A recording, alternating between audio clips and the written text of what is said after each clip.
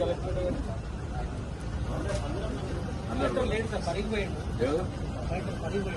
పరిగిపోయినా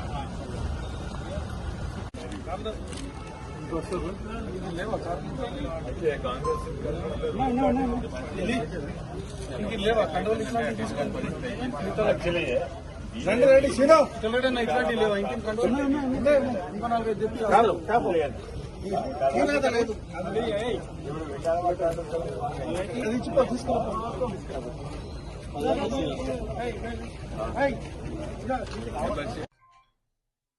మొన్ననే పార్లమెంట్ ఖతమైంది, మళ్ళీ budget session వస్తున్నది. ఎన్నో మంచి పథకాలు, మంచి బిల్లు పాస్ అయినాయి. అందులో అన్నిట్లో ముఖ్యమైనది ఏంటంటే ఉపాధి హామీ. కొత్త ఉపాధి హామీ బిల్ పాస్ అయింది. దాంతో దేశానికి ఎంతో లాభం. కొత్త ఉపాధి హామీ బిల్ ప్రత్యేకంగా ఏంటంటే, ఇది ఉపాధి హామీ అనేది వెనకట బ్రిటిష్ జమానా నుంచి ఉండే. వెనకట బ్రిటిష్ జమానాలో ఇండియన్ ఫ్యామిన్ కోడ్ అని 1800 ఆ జమానాలు ఉండే. అదే కాదు, స్కేర్సిటీ రిలీఫ్ అని ఉండే బ్రిటిష్ జమానాలో. ఏదో బిచ్చం ఇచ్చినట్టు వాళ్ళు ఇచ్చేది. కరువు కాలంలో కరువు కారణం వల్లే మళ్ళీ బిచ్చం ఇచ్చేది వాళ్ళే, అట్లుండేది. దాని తర్వాత స్వాతంత్రం వచ్చింది. దాని తర్వాత కూడా ఒక ప్రథమ హక్కు అని అంబేద్కర్ గారు చెప్పిండ్రు, రైట్ టు వర్క్. ఓ పని ఉపాధి కూడా అదొక ప్రథమ హక్కు అని చెప్పిండ్రు. దాని తర్వాత రూరల్ మ్యాన్ పవర్ ప్రోగ్రామ్ అని 1960లో వచ్చింది. దాని తర్వాత crash scheme for rural employment 71లో వచ్చింది.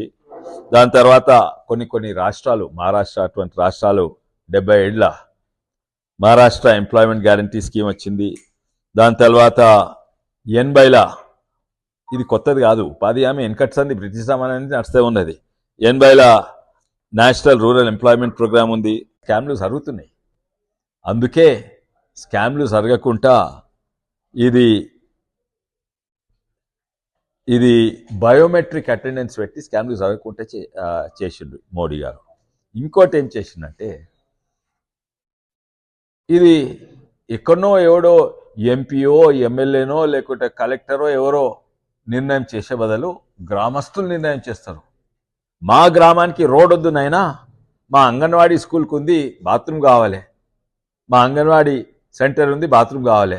మా ప్రైమరీ స్కూల్ ఉంది, దానికి ఒక క్లాస్ రూమ్ కావాలి. అయితే గ్రామస్తులు సర్పంచ్ల చేతిలో అధికారం ఉంటుంది. అది నిజమైన గాంధీ గారు ఆశించిన గ్రామ పంచాయత్ అంటే గది. అంటే గ్రామస్తుల చేట్ల, గ్రామ పంచాయత్ చేట్ల, సర్పంచ్ చేట్ల అధికారం ఉండాలి. వీళ్ళేమో గాంధీ పేరు పెట్టుకొని గ్రామ పంచాయత్ను నాశనం చేసిండ్రు. ఓ సామెత ఉన్నది కదా, రామ్ నామ్ జప్నా పరైమాల్ అప్నా. పేరేమో గాంధీది, నాశనం చేసేదేమో గాంధీ ఆశించిన గ్రామ పంచాయత్. ఇది దీంతో అదే కాక రైతులకు నష్టమైతుండే. ఎందుకంటే రైతు కూలి అవసరం ఉన్నప్పుడు ఉపాధి ఏమంటే కూలి లేనప్పుడు పెట్టాలి, ఉన్నప్పుడు పెడితే వ్యవసాయానికి రైతులకు నష్టమవుతుంది. అయితే ఇది కూడా చెప్పింది ఏంటంటే, ఉపాధి లేనప్పుడే పెట్టాలి పెన్షనరీ, కానీ ఉపాధి లేనప్పుడే పెట్టాలని. అయితే ఇది ఎంతో లాభం. గ్రామ పంచాయతీ ఖుషి ఉంటాయి, రైతులు ఖుషి ఉంటారు, సంతోషంగా ఉంటారు. మరి ఉపాధి లేనోళ్ళు కూడా ఇంత పెరుగుతుంది, వాళ్ళు సంతోషంగా ఉంటారు. అయితే మళ్ళా కాంగ్రెస్ పార్టీ దీన్ని ఎదుర్కొంటున్నదేంది, ఎందుకు నాకైతే అర్థమవుతలేదు. ఇది రాజకీయం అనే అర్థమవుతుంది. ఇప్పుడు ఏం అర్థమైందంటే, మీ అందరు తెలుసు, బీజేపీ పార్టీ అనేది దేశవ్యాప్తంగా ఒకప్పుడు నగరాలల్లో బలంగా ఉండేది, గ్రామీణ ప్రాంతాలలో బలహీనంగా ఉండేది. ఇప్పుడు ఎన్నో జాల గ్రామీణ బీహార్ చూడండి, గ్రామీణ ప్రాంతాల్లో కూడా బలంగా ఉన్నది. కానీ కొన్ని జాల అంత బలంగా లేదు గ్రామీణ ప్రాంతంలో. ఇది గిట్ట సక్సెస్ అయితే కాంగ్రెస్ పార్టీ చచ్చిపోతుంది. అయితే ఇప్పుడు వాళ్ళు సావు బతుకు పోరాటం ఈ జీరాంజీ ప్రోగ్రామ్ సక్సెస్ అయితే కాంగ్రెస్ పార్టీ చచ్చిపోతుంది. అందుకే వాళ్ళది లాస్ట్ డెస్పరేట్ ఫైట్ అన్నమాట. ఎట్టి పరిస్థితి సక్సెస్ కాదు, సక్సెస్ అయితే మేము ఖతమైపోతాం. అందుకే వాళ్ళంటే 10వ తారీఖు నుంచి పెద్ద ధర్నా పెడతారంట. అరే గాంధీజీ పేరు తీసేసారు. అరే గాంధీజీ పేరు పెట్టుకొని గ్రామ పంచాయతీలను దోసుకున్నది, నాశనం చేసింది మీరు. మేము గాంధీ ఆశయాలు నెరవేరుస్తున్నాం. అదే కాదు, పేరు మార్చేటోళ్ళు మీరయ్యా. ఎన్ని మీ పేర్లు? రాజీవ్ గాంధీ ఇంటర్నేషనల్ అంట, జవహర్ ఇదంతా, ఇంద్రమ్మ పథకాలంట, ఇందిరాగాంధీ అంట, సోనియా గాంధీ అంట, రాహుల్ గాంధీ అంట, ప్రియాంక గాంధీ అంట. ఆమె గాంధీ పేరు ఎట్లా? ఆమె అత్తగారి పేరు వడ్రా కదా. అయితే గాంధీ గాంధీ గాంధీ అని గందుకు పెట్టుకుంటున్నారు, గాంధీ మీద అభిమానంతో కాదు. అయితే గాంధీ పేరు పెట్టుకొని గ్రామ పంచాయతీను నాశనం చేసిన కాంగ్రెస్ పార్టీకి ఏం హక్కు ఉన్నది? 600 పథకాలు వాళ్ళ కుటుంబ పేరు పెట్టుకొని ఏం హక్కు ఉన్నది? ఎందుకు పోరాడుతుండ్రు?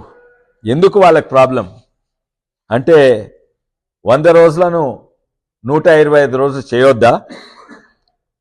ఉపాధి హామీ పెంచొద్దా? ఎందుకు మీరు పొట్లాడేది? రాష్ట్రాలు దీంట్లో ఇంత వాళ్ళ వాటా ఇయ్యొద్దా? ఎందుకు పోరాటం? అరే రాష్ట్రాలకు నాశనం చేస్తుండ్రు, ఫెడరల్ సిస్టమ్ పోతుంది, అరే రాష్ట్రాలకు నష్టమవుతుంది.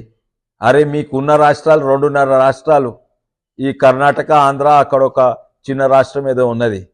మాకున్నాయి రాష్ట్రాలకు నష్టమైతే బీజేపీ రాష్ట్రాలకు నష్టమవుతుంది. మావే ఎక్కువ ఉన్నాయి, మా 19 ఉన్నాయి, మీకు 2.5 ఉన్నాయి. 2 పెద్ద రాష్ట్రాలు, ఓ బుడ్డ రాష్ట్రం హర్యానా, ఇక్కడ మన హిమాచల్ ఏదో ఉన్నది. అయితే అది కాదు. ఎందుకు అంటే నకిలీ ఫేక్ కార్డ్స్, జాబ్ కార్డ్స్ తీయొద్దా? అట్లే ఉండాలనా? దాని కొరకు పోరాడుతుండ్రా? లేకుంటే బయోమెట్రిక్ పెట్టొద్దని కొట్లాడుతుండ్రా? లేకుంటే స్కామ్లు ఆడ 10,000 కోట్లు 5,000 కోట్లు స్కామ్లు అయినాయి కదా ఉపాధి హామీ పేరు మీద. అవి ఇది సక్సెస్ అయితే కాంగ్రెస్ పార్టీ ఖతమవుతుంది గ్రామీణ ప్రాంతాల్లో. ఏంది మీరు చెప్తారా? మున్సిపల్